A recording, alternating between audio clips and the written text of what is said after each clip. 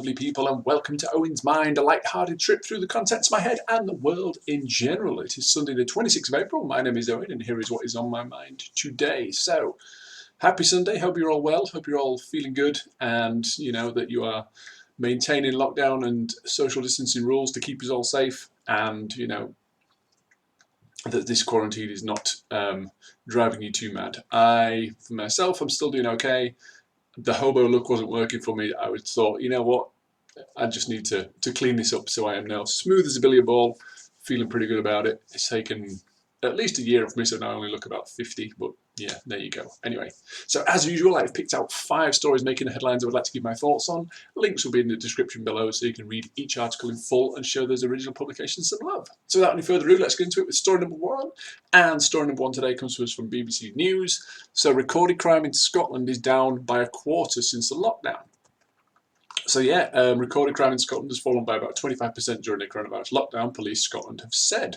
Number of serious assaults has dropped by about 40% and house break-ins were down by about 30% compared to the same period last year. However, public nuisance incidents, generally related to people reporting others for breaking lockdown rules, have more than doubled. Police Scotland say they now account for about a fifth of all the calls they receive. Fraud has also increased by about 10% between 24th of March and 9th of April, according to quarterly figures. It's one of the things, isn't it? We're going to get it.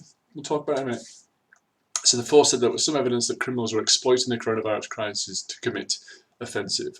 Noise incidents have also increased significantly, which officers believe could be related to the increased amount of time people are having to spend at home. There has been a slight decrease in domestic abuse incidents, but Police Scotland warn this might not reflect what's going on behind closed doors. The UK's lockdown measures obviously came into effect on 23rd of March, restricting people from leaving their homes unless they had a reasonable excuse. The measures were initially put in place for 3 weeks, but were extended for at least another 3 weeks on the 16th of April, so they are now extended to the 9th of May, I believe. Deputy Chief Constable of Police Scotland, Fiona Taylor, said the significant changes to life in the UK were having an effect on the nature and level of demand for policing. She also warned that provisional figures covered a relatively short period and cautioned against making assumptions about the longer term trends.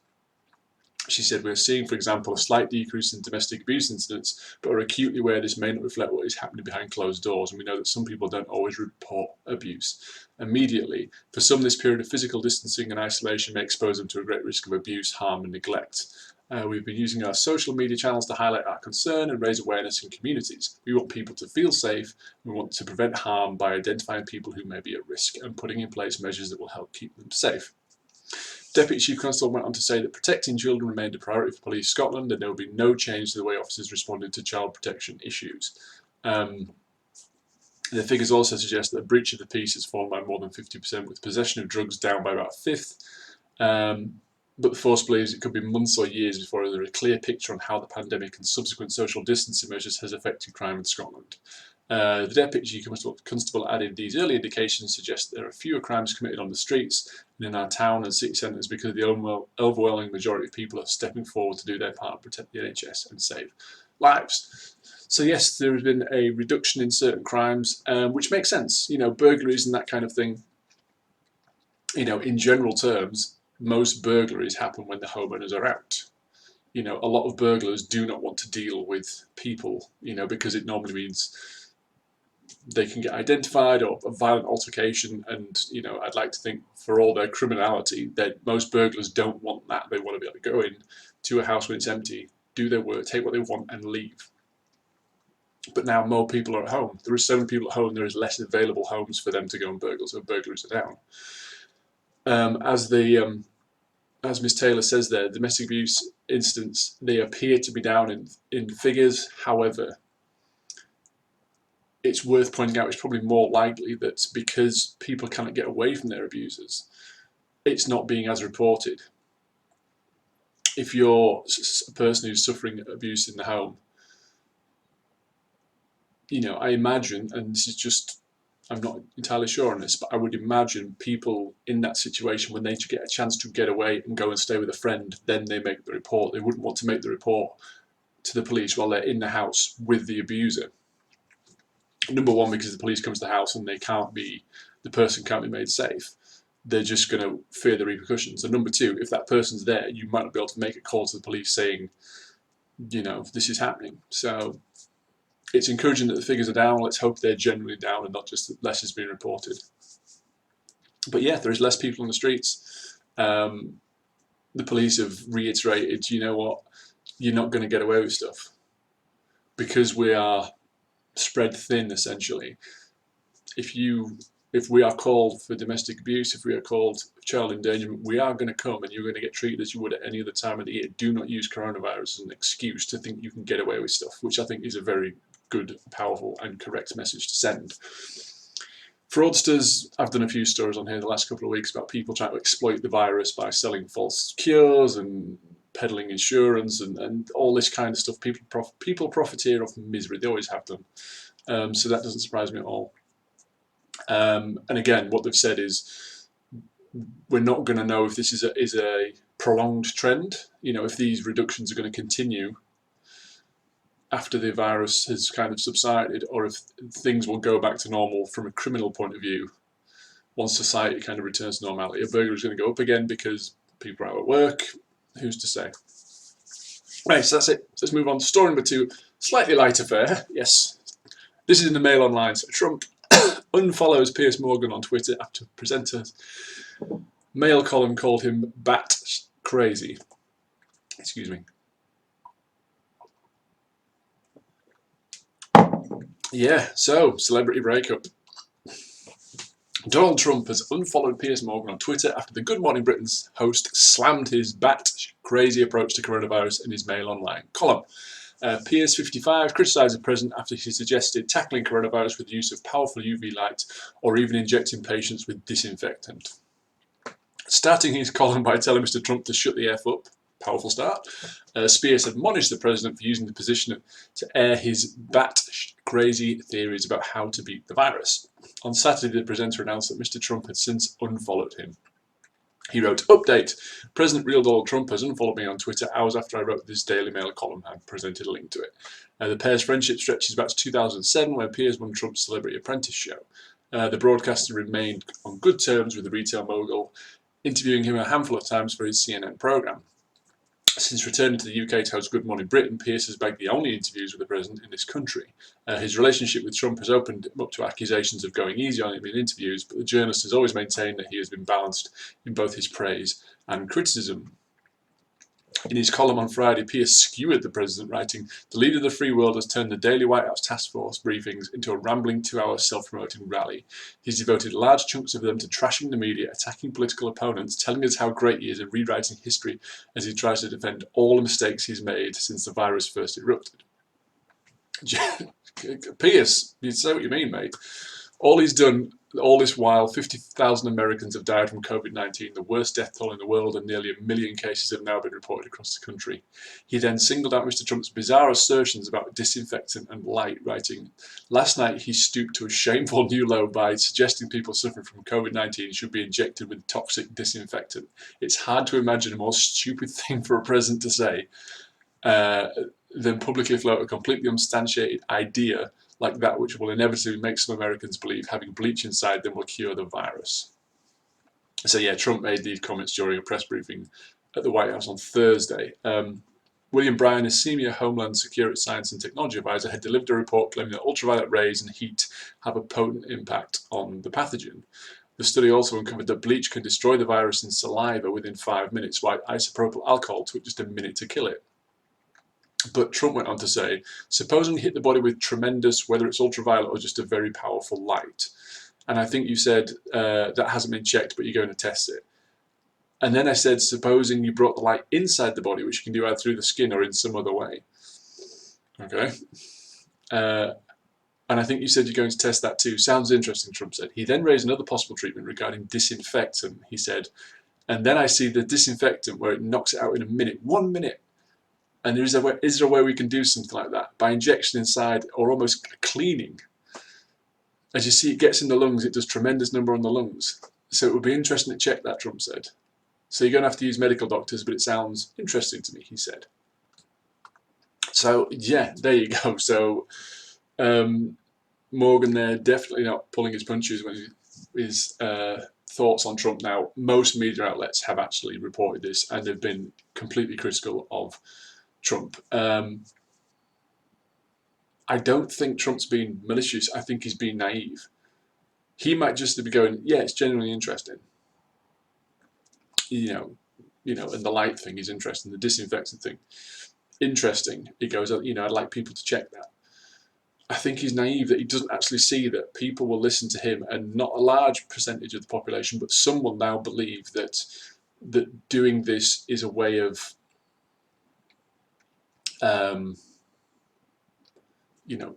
protecting themselves or curing themselves of this virus. His words carry weight, and even if it was just an idea, the very fact that he said it out loud at a press conference, and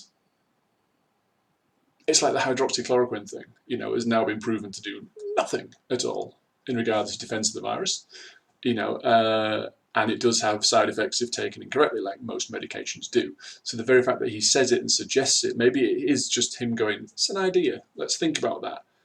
Those words have power, and certain people will go, the president thinks it's a good idea, so I'm going to get in before everybody else, because if it's proven that this stuff works, they'll sell out. So what I'll do is I'll go ahead, I'll be the first one to test it, and I'll be fine, and it will cure me.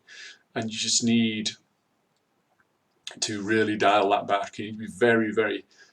I think one of the big things with Trump is that he speaks... he doesn't always go for a prepared speech. He does, but then he throws in stuff. There's no way that the White House briefing contains words like tremendous and beautiful and all that kind of stuff. That's his little flourish. But when he ad-libs, I think the kind of the restraints, the restrictions come off, and he just starts speaking off topic, off script, with his individual thoughts, which in these kind of briefings we don't need. We need facts, and your opinions and things are less important, I suppose, what people should do and shouldn't do. So yeah, Pierce was rightly critical. His language was colourful, but it was, I can't say I disagree with him, so there you go. Anyway, let's move on. Story number 3, this is in Sky News today. Zoo running out of money to look after the animals. This is another kind of knock-on effect of this, the whole economic side, the economic damage that the virus is doing. So a zoo in Devon says it has just 2.5 weeks' money left before it could be forced to close for good. Dartmoor Zoo says it needs £11,500 a week to keep looking after its 250 animals, and is appealing for the public's help. Ben Mee took over the zoo in 2006. During feeding time for 2 of the zoo's Siberian tigers, he told Sky News, "We're a seasonal charity, absolutely dependent on income through the holiday period to keep endangered animals alive. We need funds from people through the door in order to pay for food, vet bills, and keep a zoo like after the animals." According to the British and Irish Association of Zoos and Aquariums, BIATSA, 40% of zoos are now registered charities like Dartmoor is. The lockdown has meant many zoos up and down the country are struggling with running costs remaining high. Dartmoor Zoo has furloughed around 2/3 of its staff, but 14 are kept on to feed the animals. Mr. Mee says they are so far been unable to claim £100,000 of business interruption money through their insurance company. Deputy Chief Executive Coral Jonas has worked for the zoo for 8 years. Her passion for the job and animals is clear, but she admitted the zoo could have to close if no more money became available.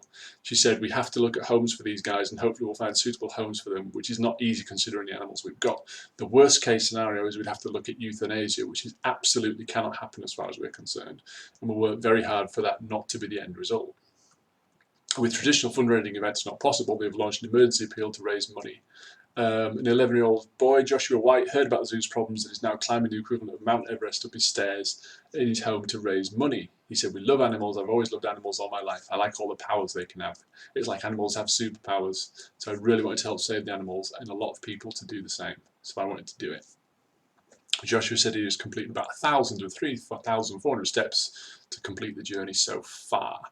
The zoo became famous following the release of the 2011 Matt Damon film We Bought a Zoo, which is based on Ben Mee's story. So yeah, it's another one of those knock-on side effects of the virus, the thing that shut the economy down. So zoos, in this case charitable zoos, and whatever your opinion on zoos and having animals in captivity, of course I'd rather not have animals in captivity at all. But this is where we're at. And they need help because they're going to have to try and rehouse all these animals if they can't raise the money. Excuse me.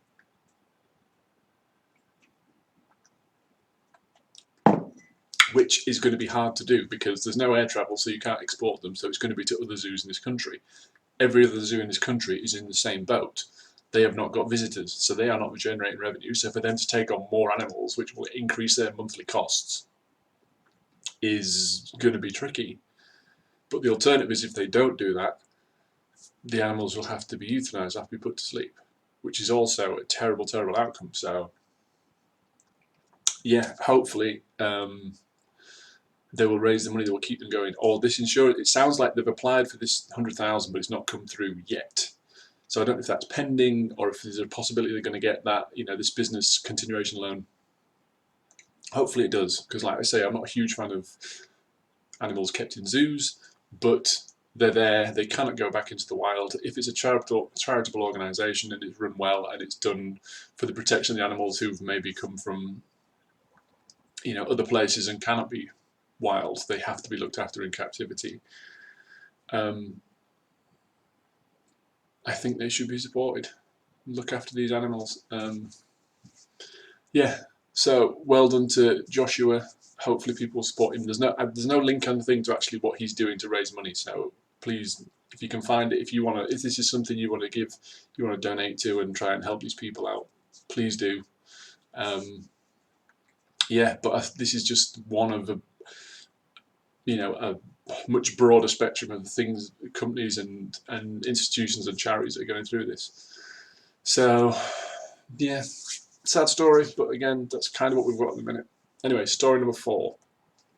So this is from The Sun today. The game changer. Government orders 50 million coronavirus immunity tests that could let Brits work and socialise as normal by June. So yes, sounds like a positive headline. I have got worries and concerns about this, but let's get through the story first. So the government has ordered 50 million new coronavirus immunity tests that are hoped to be a game-changing development in the fight against the pandemic. It is hoped the breakthrough by a team of British scientists will allow people to work out if they are safe from the virus when the pinprick tests are rolled out in June. Brits will be able to take the test and work out if they are allowed to return to socialising and working as they did before the coronavirus lockdown, reports the Mail on Sunday. The tests are expected to cost £10 and will require a blood sample. It then displays immunity like a pregnancy test, with 2 lines appearing after a 20-minute wait, letting you know whether you have the antibodies. It's hoped 1 million of the tests could be produced a week by the summer to help get Britain moving again. Government plans would see the user taking a picture of the test result and sending it to a command unit which would log the result in a database. Health officials will then be able to develop a more complete picture of how safe Britain is from the virus until a vaccine is finally developed. Scientists at Oxford University, working for the government-backed Rapid Testing Consortium, are behind the breakthrough. A source said this could be a game changer, a breakthrough moment to help us turn the tide on this virus. Meanwhile, Prime Minister Boris Johnson is heading back to work on Monday after overcoming his own life or death battle with coronavirus. He said he is raring to go and he's tightening his grip, and an insider saying you're going to see a much greater clarity, energy and purpose now.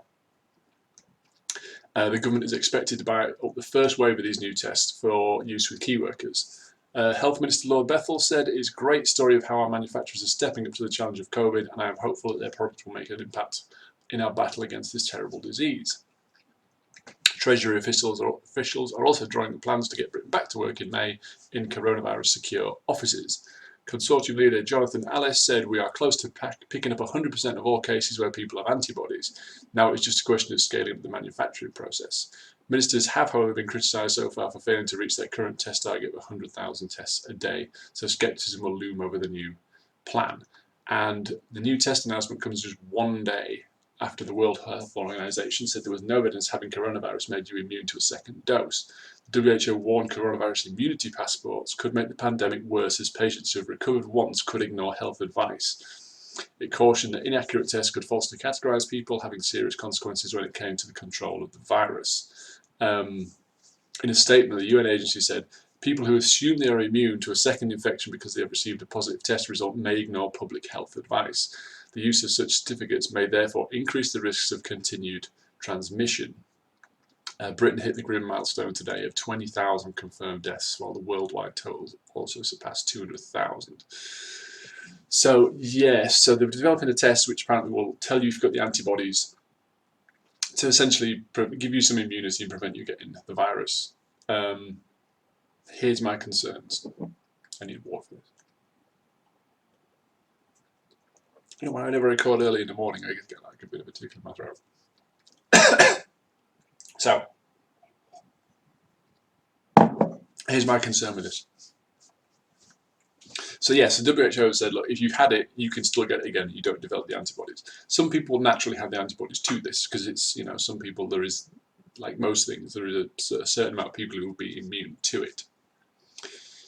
My concern is, if you get this test and you are immune to it, you can still carry it on surfaces. You can still carry it on your hands, on your things.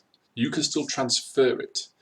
Being immune to it means you cannot contract the virus yourself. You can still carry it on your person, on your hands.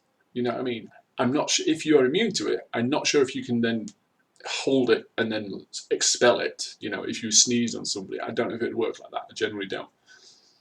But just your hand is just a surface, just like a worktop or a car door or a shopping trolley handle. And my concern would be that people think they're immune, so they just go about their normal day like they used to, but they could still pass it around. And I don't understand why they're going, people can start social interactions again. How does that work? Because, okay, so I'm immune, and I know that Dave down the road, he's immune, so we can go and spend time together. But we don't know about the immunity of people around us. So fine, we could spend some time and catch up, or you with some of your family members who you're distanced from at the minute. Maybe so, but you're still capable of moving it around. To me, this is no different than people going out with masks now. If you are, supposing these masks were 100%, and you could, they're not, but supposing the masks were 100% safe, and if you had a mask on, you could not contract the coronavirus. You couldn't ingest it. There's no soft tissue it would get into and infect you. But again, you could still carry it. You can still transmit it. Just because you're not infected with it does not mean you can't pass it on. And my concern here with that people thinking they're immune will just go back to will stop following the guidelines, knowing that they can infect everybody else. That's my concern. I also have a concern that if you're an employer and you've got a load of staff furloughed,